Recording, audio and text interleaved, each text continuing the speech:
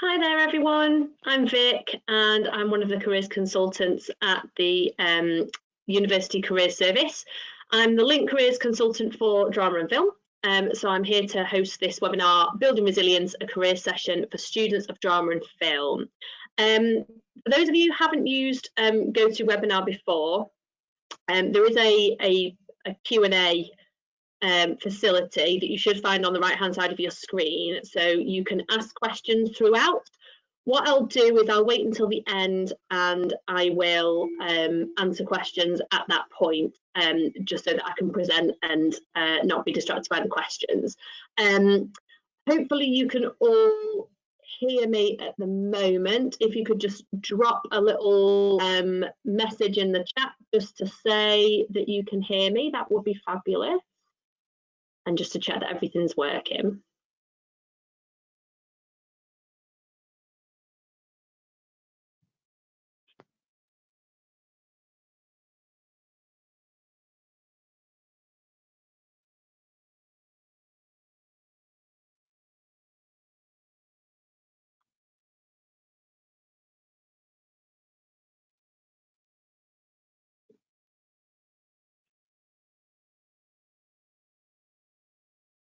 Hold on a second.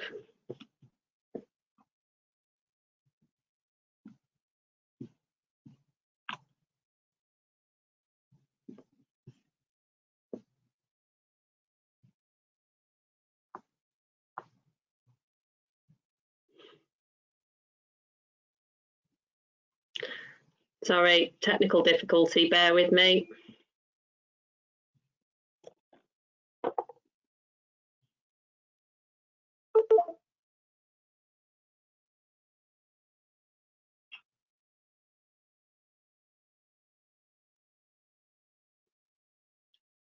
Sorry, won't be a minute.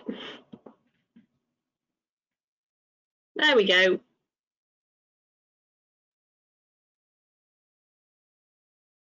Super, thank you for those who said that they can hear me, that's fabulous. Right, okay, so let's get started. Just turn off my camera so that I can not distract you. Okay, so we are here to talk about building resilience because it's been a tough year. Everything's a bit strange, the world's weird, and the industry that you are looking to join has taken a bit of a battering. So we're going to talk today a little bit about that. We're going to unpack that a little bit.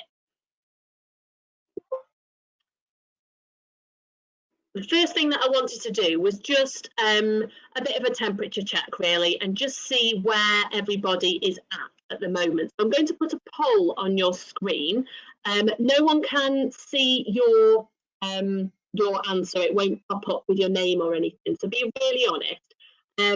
I just want to know at the moment which word best describes how you currently feel when you're thinking about your future career.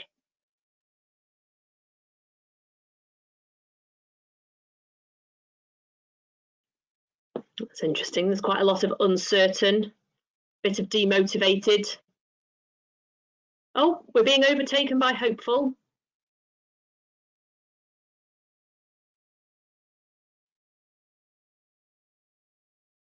Just waiting for a couple of people to vote.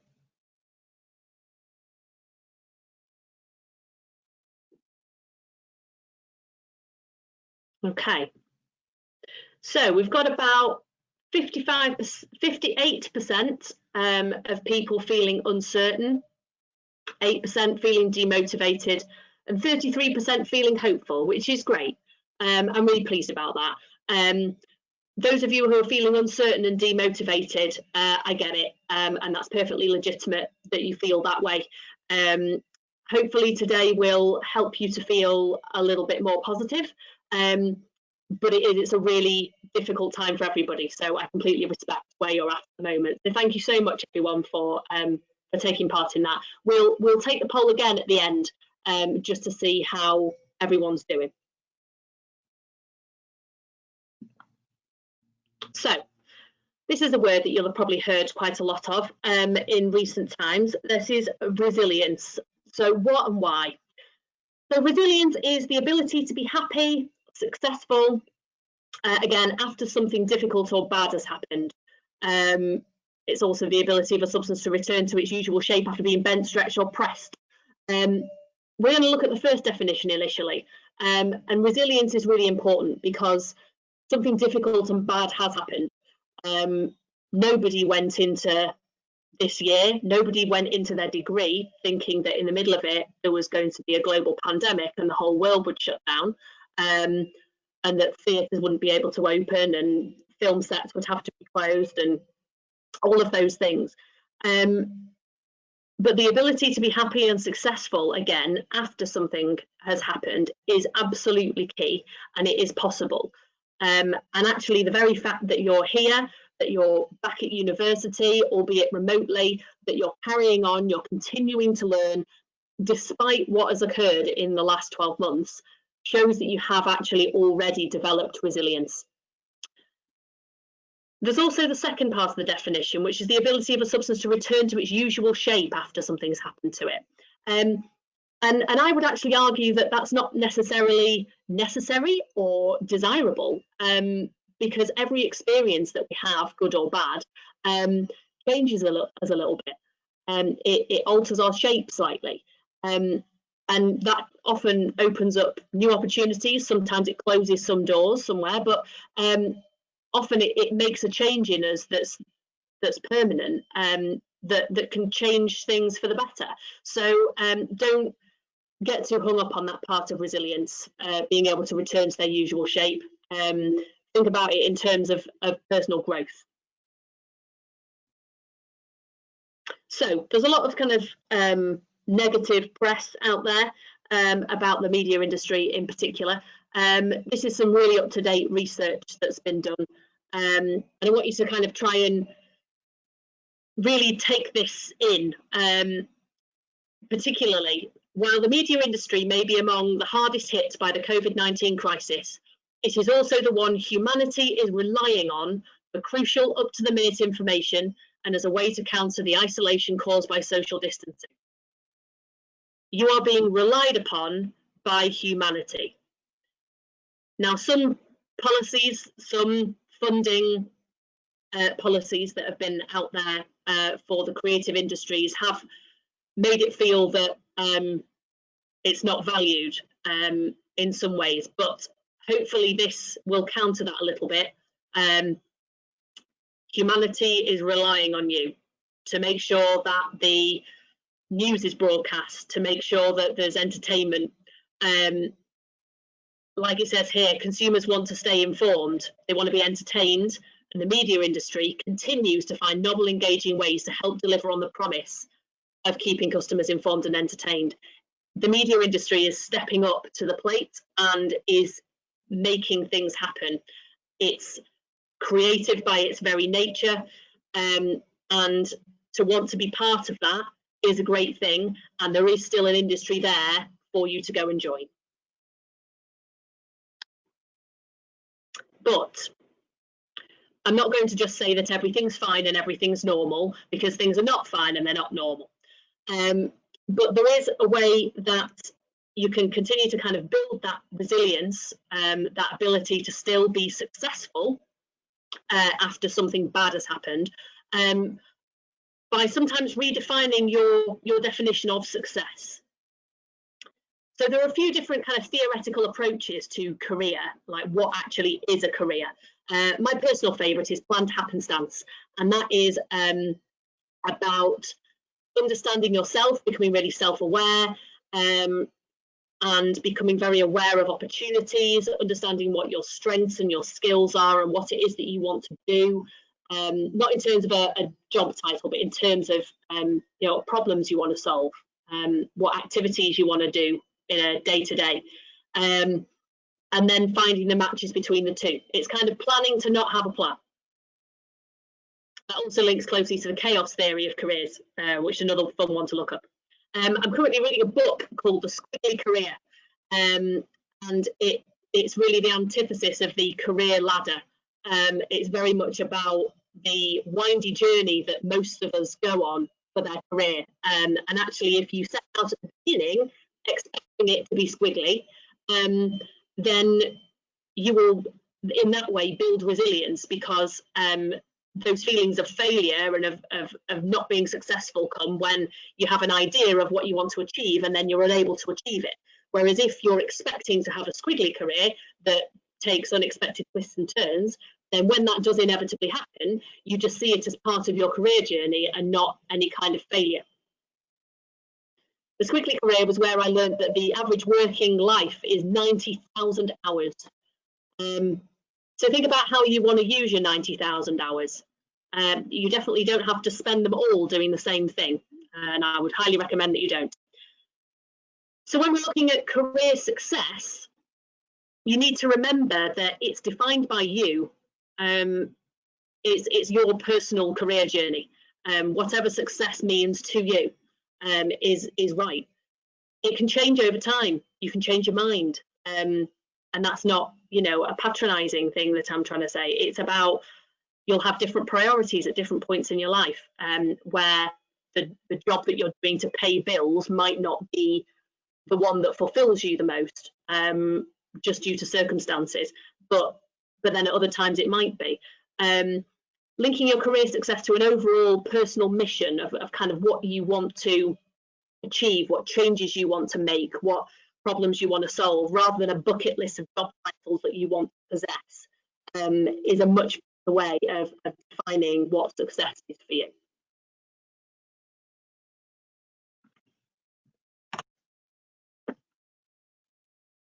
So then, how do you deliberately build resilience into your career in the face of a changing industry? So we know it's changing, we know things are different. The key thing is to keep your mission in mind. So what are those things that are important to you? What are the deal makers and deal breakers? When you're looking at a job, what are the things that you see in it that are big ticks for you, that make you think, yes, that's something that I want to apply for, that's something I want to be part of? And what are the deal breakers? What are the things that you see in a job advert that make you think, no, that's definitely not for me? It's really important to have those things in your mind. That's part of your kind of mission.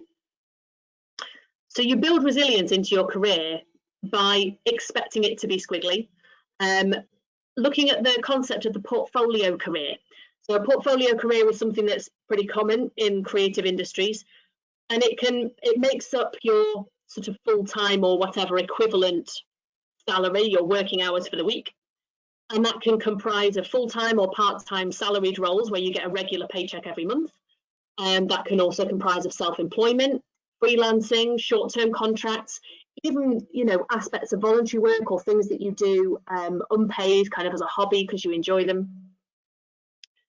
So important to build and use your network as part of building that resilience in. So those of you that came to the session on documentary film, women in documentary film, will have heard from some of our alumni. They'll have talked about their network, how they use their network to find jobs, how jobs come to them through their network. Those of you who came to the Media Club presentation by Julian Dismore, talking about his very interesting, varied career in TV and film. He talks extensively about being on LinkedIn, about using your network, putting yourself out there, putting your work out there, getting involved. The other thing is to gain new skills and experiences. A varied set of skills and experiences will mean that you will be able to turn your hand to different things as part of your portfolio career, to mean that you can exploit opportunities across the industry and beyond.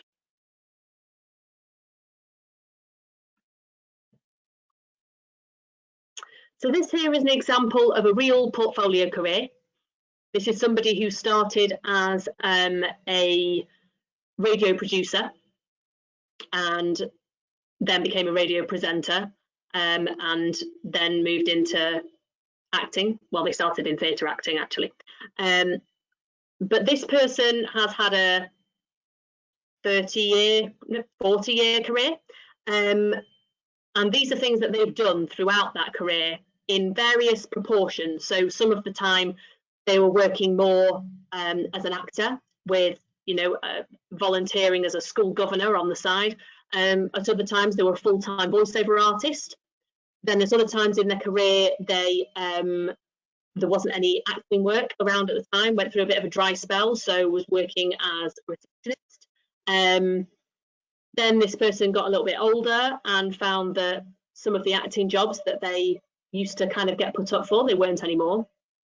And then decided that they would train as a civil celebrant. So they now perform civil funeral ceremonies as part of a freelance business. But all of these things here all have a thread through them, because they are all about communication. They're all about working with people. They're all about presenting. They're all about being authentic and credible. And so this person's acting training and understanding of people enables them to excel in all of these areas of work. And when you look at things like a training workshop facilitator, the civil celebrancy, even being a proofreader, and obviously through to being an actor and a voiceover artist, the other thread through them is storytelling. It's all about telling a story. It's the same as any job that you might do in sales or marketing or advertising. They're all using the skills that you're gaining on your degree in telling a story. So it seems that some of these aspects of a real portfolio career might be seemingly a bit of a random addition, but they all have a thread through them. And that's what you need to bear in mind. It's part of that personal mission, what's important to you. If it's important to you to tell stories, you can do that as a TV producer, you can do that as an editor, as a director, but you can also do it as a civil celebrant or training workshop facilitating. It's all just part of your skill set and thinking about how you can use it. So this was really encouraging. There was a study done during the last year which looked at what the key employability skills will be. So what employers really want from their employees, what are they actually looking for? And some of the things that came out, being able to experiment, being able to collaborate, empathise, be a divergent and critical thinker, well, that's a drama student. That's what you are developing. Those are the skills that you are developing during your degree. So take comfort from that you are studying subjects as drama and film students, you are studying subjects that are giving you the skills that employers want, making you the most crucial thing of all in the post-COVID world, agile, being able to adapt quickly, being able to think outside the box, do things a little bit differently. It's the most important thing, being able to turn your hand to something slightly different as the need presents itself, as it did in March 2020. People who can cope with that are really going to be in a great position.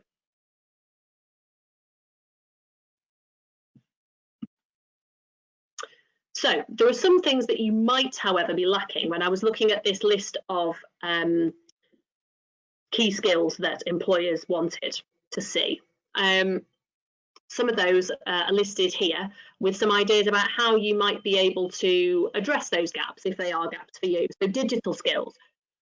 Think about virtual internships that you can find out about on the career site. Find out the features on Zoom, Teams and social media platforms so that you can put on your CV that you are skilled in digital remote working. Having a varied experience, so do things outside of your degree, so societies, volunteering, do some work experience. There are still opportunities out there. Look at the Volunteer Hub. Networking, so important. It's really, really important to be well networked. So on the Career Service YouTube channel, we've got a Get LinkedIn series.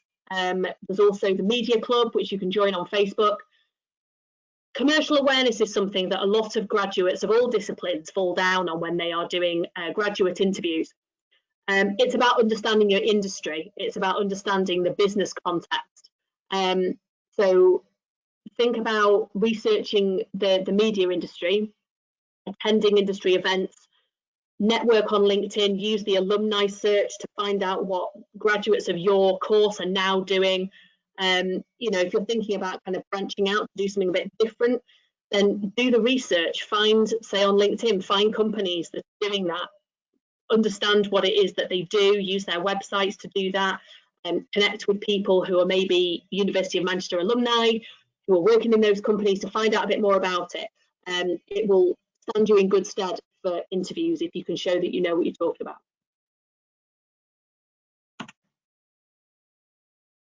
So the other way that you can remain resilient and agile is to keep in touch with the Career Service. We have our Facebook, we're on Twitter, we've got our YouTube channel that's just been revamped and launched today, which gives you playlists according to different sort of themes, so networking or finding a job. We've also got our careers blog, which is on there, loads of useful information on there that's updated really regularly. So do follow us and engage with the Career Service. And just a kind of final thought from me before we kind of go to some questions, just a challenge really, to consider what success really means to you. If you are thinking about success in terms of, I will be successful if I am working full-time as a series director, series producer on a regular TV show, then you might never achieve that. But if you define success more as the fact that you want to be creative in your work, that you want to have social impact, that you have certain values that you don't want to compromise, and that you don't want a job that is the same every day, if you have that as success, then you could achieve that in all manner of different ways, and it's a much healthier way to approach your career. So that's all from me. I'm going to have a little look and see if we have any questions in the box at the moment. Have a little look. Got any questions so far? Does anyone have any questions? Please pop them in the Q&A box and I will happily answer those.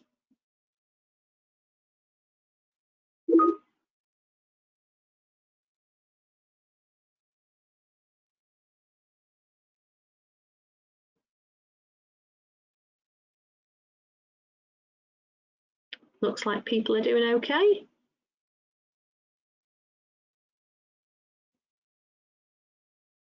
No questions as yet.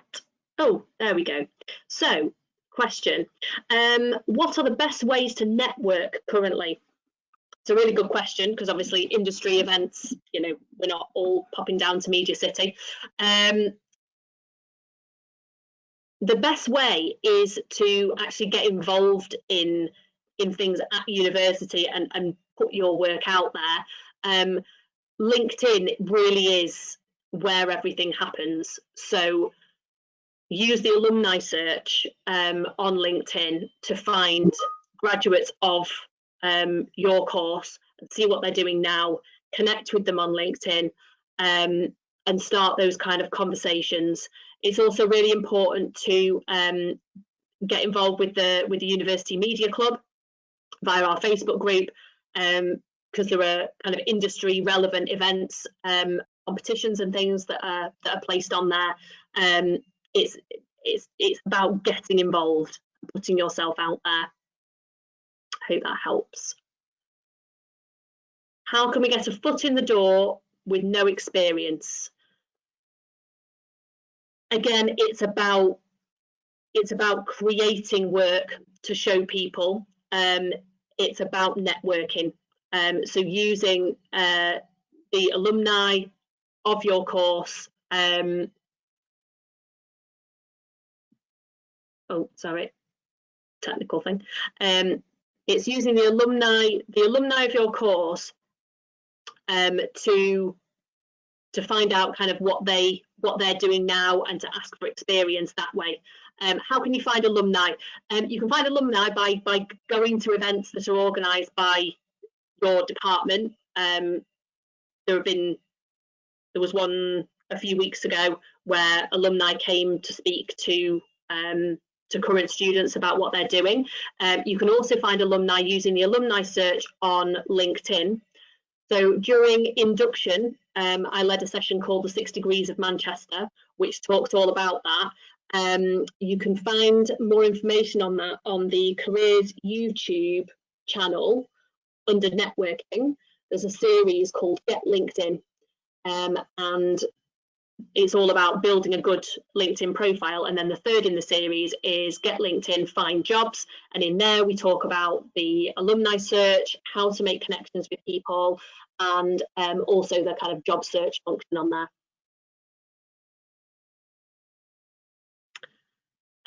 Okay, another question. What would you recommend for international students who want to stay in the country after graduation?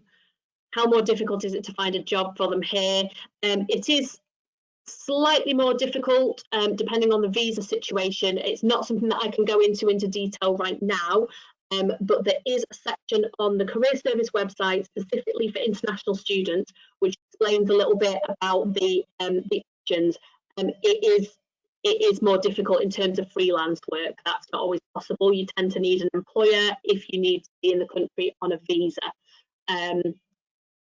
But I would recommend going initially to the Career Service website, international section, and checking out the information on there. We also have a international careers consultant who can give you some information on there. I'll put her name in the chat for you.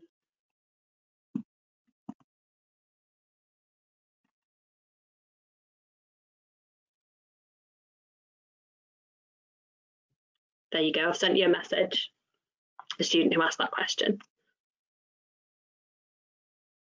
Any other questions at all from anyone?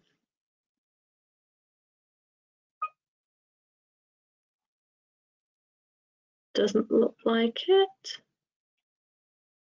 Okay, thanks everyone. What I'm just going to do now is I'm going to do the second poll just to see how people might be feeling at this point.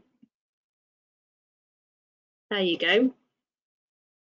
So you should have another poll up on your screen.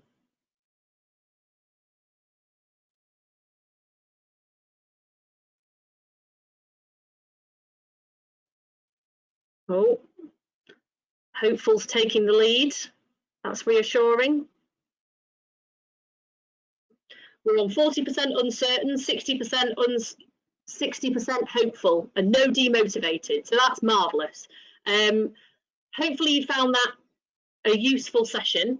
If anyone has any kind of further questions to ask me, then please feel free to do that. I can send you my I'll send you my email address in the chat.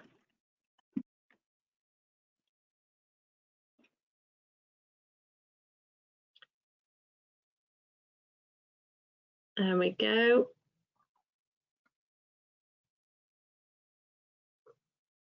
There we are. So that should have gone out to all of you.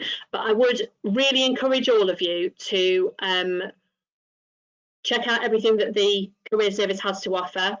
Make sure that you get onto the media club and that you take advantage of every single opportunity that you are given through your department to get involved in projects like briefs, to network with alumni, find out who has done your course, what are they doing now. Know that your lecturers are in touch with former students who are out there in the industry. Speak to them if you're keen to get some experience. Get out there and just get yourself on LinkedIn. Really, really important to start building those networks there. Any final questions at all before we finish?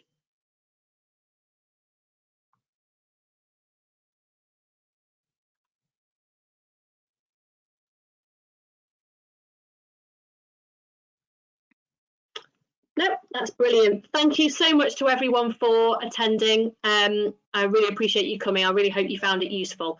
There will be a recording of this available in the next few days, probably very start of next week. So I will make sure that that's made available to everyone. But for now, thank you very much and enjoy the rest of your day.